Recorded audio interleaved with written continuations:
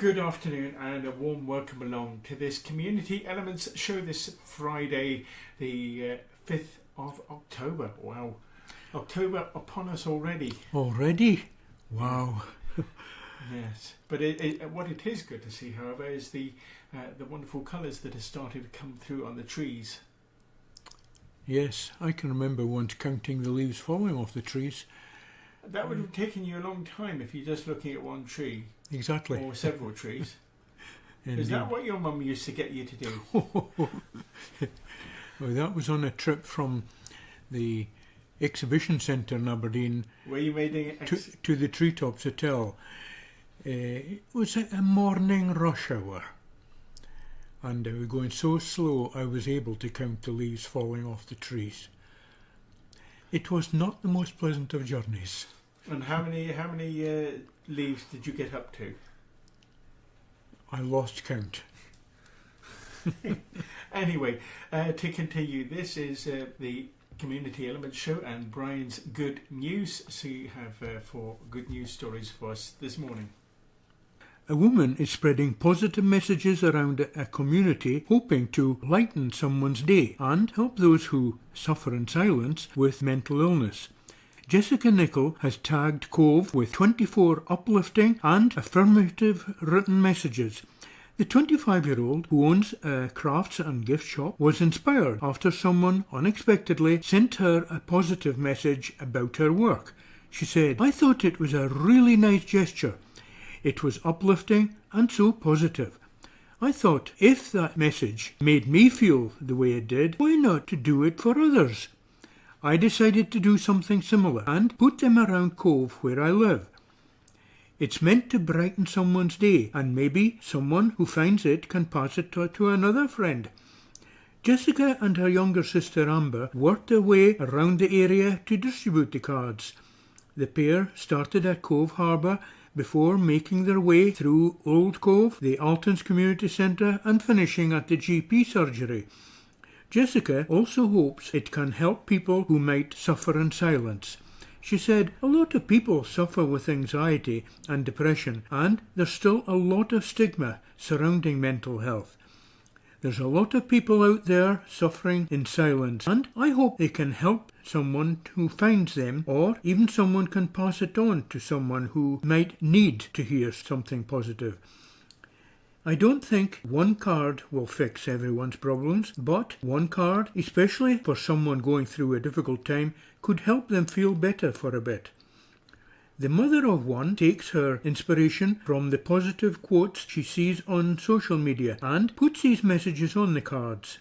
"I'm all about a positive mind and positive thinking. Jessica is considering continuing the project. I've seen parts on social media that say they found a card and that it brightened their day." A cancer support charity has opened a new sensory garden at its city base. Clan Cancer Support has redeveloped the garden at its Clan House Wellbeing and Support Centre in Westburn Road. The rejuvenated garden is for those visiting the centre as well as those staying in Clan House while attending Aberdeen Hospitals for treatment. The area has been named in memory of the Aberdeen Standard Investments employee Suzanne McKechte Skinner, who passed away in 2015. The garden, which has 2 distinct areas, features a large variety of flowers and plants. Dr. Colette Bakewell, Chief Executive of Clan Cancer Support, said, "We're very proud to open our new sensory garden at Clan House during what is Clan's 35th anniversary. On behalf of everyone at Clan, I'd like to thank Aberdeen Standard Investments Charitable Foundation and Technip FMC, who have been very generous in their support of the project. Thanks to the dedication of Clan and their skilled garden volunteers, the garden has become a relaxing oasis in the heart of Aberdeen and home to a wide range of flowers and plants. We were delighted when the garden won its category in the Aberdeen in Bloom Awards in 2017 and 2018.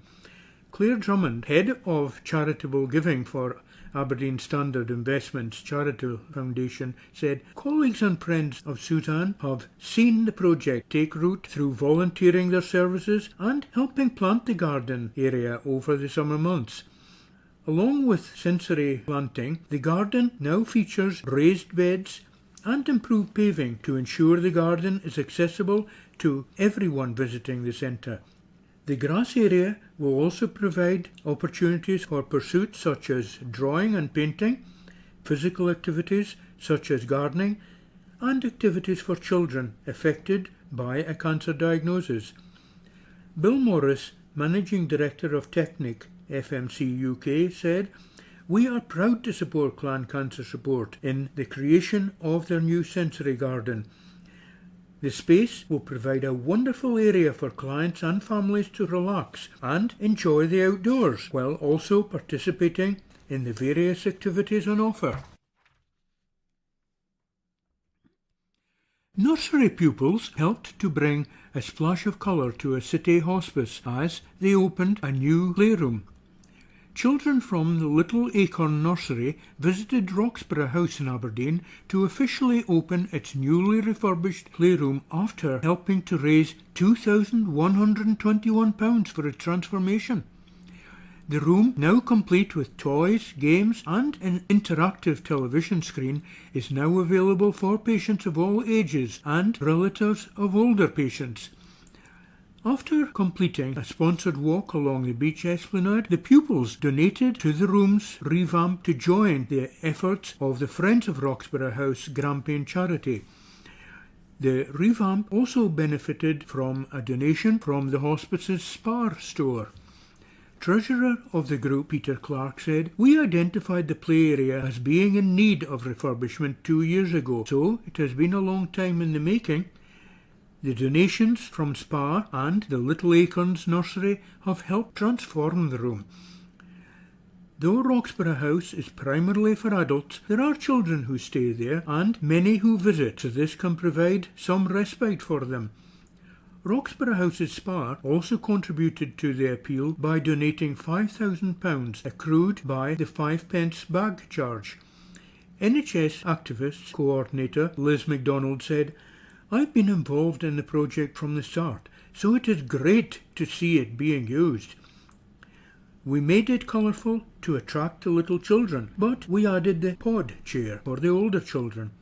It has chargers nearby and blocks out the sound around you, so it will be good for when they are having a hard time and just want to get away from it all." Henry McBain, 4, cut the ceremonial ribbon with child-friendly scissors and said, "I like the Lego the best."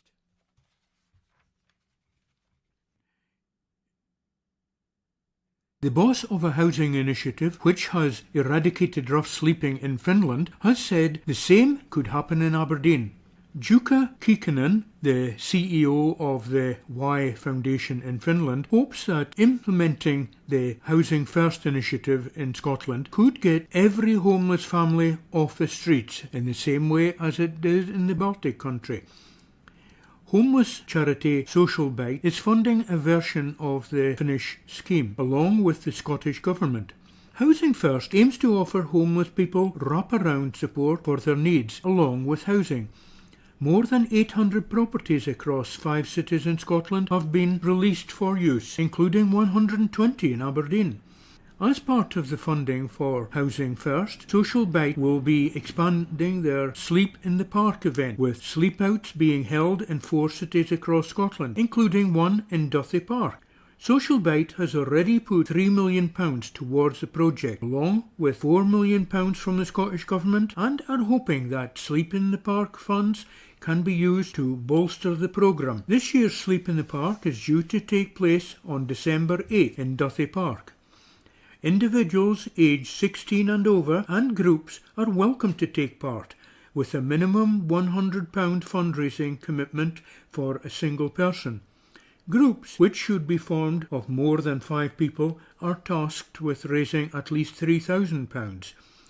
Prizes will be given out for the biggest corporate and individual fundraisers. Eddie Reader, former singer with Fairground Attraction, will perform at the event with Katie Tunstall and Amy MacDonald, who are doing a whirlwind tour of the 4 cities, hosting events, also taking to the stage. The closing date for entries is December 2nd, and people can sign up at www.sleepinthepark.co.uk. We have an appropriate text, I believe, for today, taken from Proverbs chapter 22, verse 6. Train up a child in the way he should go, and when he is old, he will not depart from it. Amen. Amen. Thank you very much, Brian, and good on you for including these messages of hope and indeed messages of love from Jessica. She's gone around Cove to spread these messages around and taking that inspiration from social media. And I have to say, it took me a wee while. I used to get these things coming up on my phone, and it sometimes seemed one after the other message, and it's easy to dismiss them because there are just so many messages coming up. But yet when you have a look at them, many are messages of great hope and encouragement. Yes. And they come in from people, and you know that these people mean well, and it's good. And it's a good thing that when we can give messages of hope and encouragement to another person and help to brighten their day if possible. So good on Jessica for doing that. That's really good. The garden that's with Clan is really good. The hospice playroom is good. And then the Finnish homeless scheme, again, for good news stories. And you previously mentioned, of course, the Social Bite, the cafe that's actually it's more like a takeaway that's at the top of Union Street, and I mean to pop up that way and support them once again, because they do a great job in highlighting the issue of homelessness and housing and whatever, and I think they do a brilliant job. They do, actually, yes. Which is, should we say, tops for you? I will pick out just the one this week, although they all count. The Jessica's putting out cards throughout Cove and that.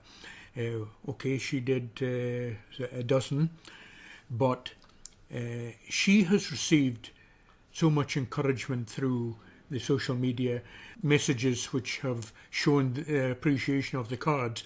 So this is encouraging her to continue to do this. And I am confident, because Jessica's got a real heart for this. Mm-hmm. So she will continue to put out this encouraging, uplifting messages.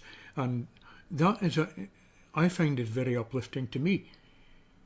Because there are many people out there who, as she says, suffer in silence.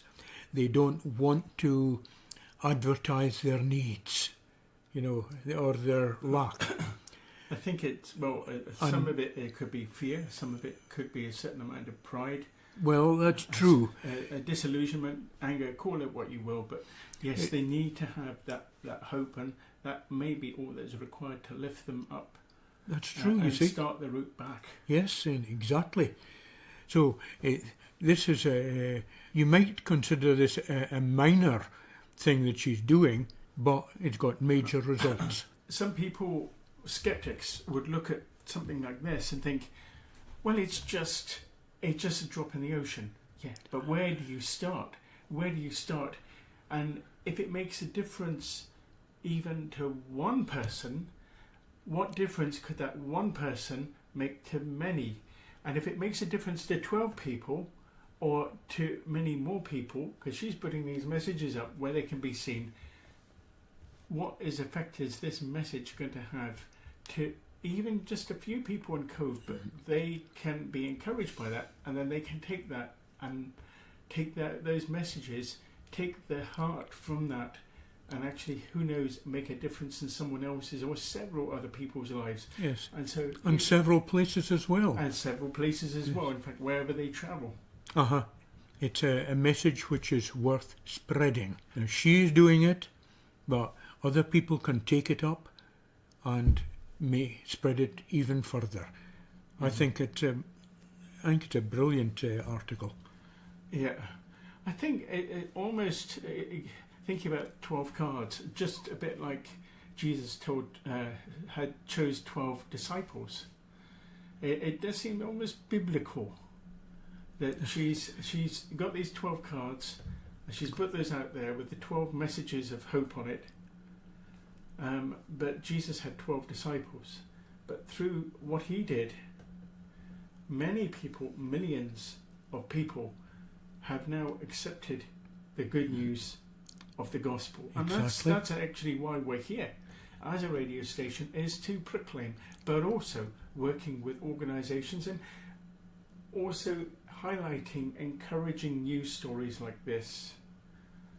Like all of these, but I think this in particular is resonant in both our minds today, and it's a very good one to have. Very much so. Yeah.